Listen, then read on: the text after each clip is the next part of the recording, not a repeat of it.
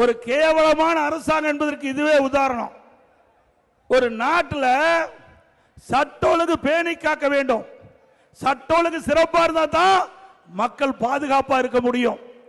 ஆனா இந்த ஆட்சியில் சட்ட ஒழுங்குக்கு டிஜிபியோட நிரந்தர டிஜிபி நியமிக்க முடியல.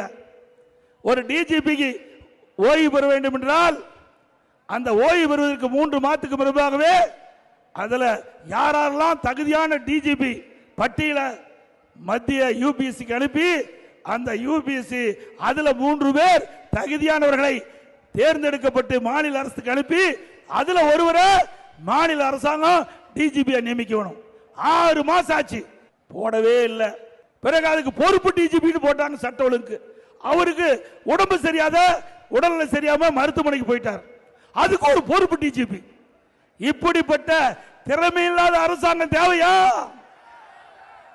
ஏங்க சட்ட ஒழுங்கு பாதுகாக்கக்கூடிய நிரந்தர டிஜிபி நியமிக்க முடியாத கையிலாகாத முதலமைச்சர் இன்றைய முதலமைச்சர் ஸ்டாலின் அவர்கள். சட்டமன்றத்தில் பேசின பதில் இல்ல, பல பொதுக்கூட்டத்தில் பேசின இதுவரைக்கும் முழுமையான பதில் இல்ல. ஆக நிர்வாக திறமையற்ற அரசாங்கம் என்பதற்கு இதுவும் ஒரு சான்று.